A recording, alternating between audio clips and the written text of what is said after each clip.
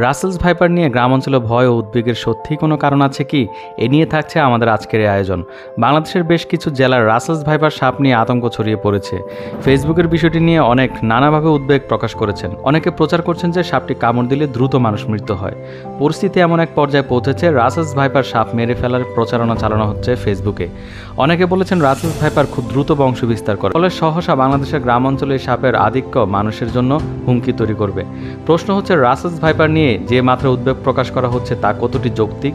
সাপ গবেষক ও বিশ্লেষকরা বলেছেন এই প্রজাতির সাপ কামড়ালে তারও চিকিৎসা আছে এবং সময়মতো চিকিৎসা নিতে পারলে মৃত্যু ঝুঁকি কমে আসে। বেসরকারি সংস্থা deep ecology and snake conservation foundation বলছে রাসেলস ভাইপার মোটেও দেশের সবচেয়ে বিষধর কিংবা প্রাণঘাতী সাপ নয়, বরং দেশে প্রতি বছর সাপের কামড়ে যত লোক মারা যায় তার অর্ধেকই মারা যায় পাতি কেউটে সাপের কামড়ে।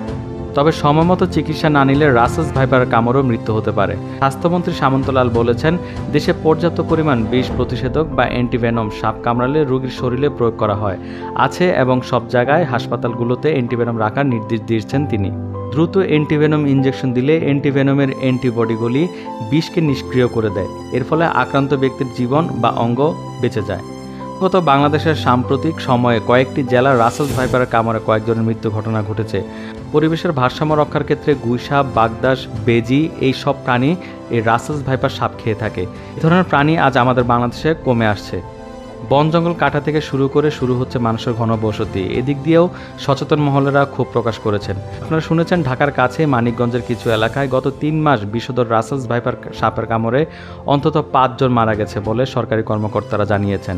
ভোলাসহ আরও কয়েকটি জেলায় এই ধরনের সাপ ধরে মারার খবর এসেছে।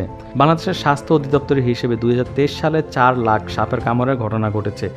এর মধ্যে 7,500 মানুষ মারা গেছে, যাদের বেশিরভাগই কোবরা ও কেউটে প্রজাতির সাপের কামড়ের শিকার হয়েছেন। তবে রাসেলস ভাইপারের কামড়ে ঠিক কতজন মারা গেছে তার সুনির্দিষ্ট হিসাব পাওয়া যায়নি।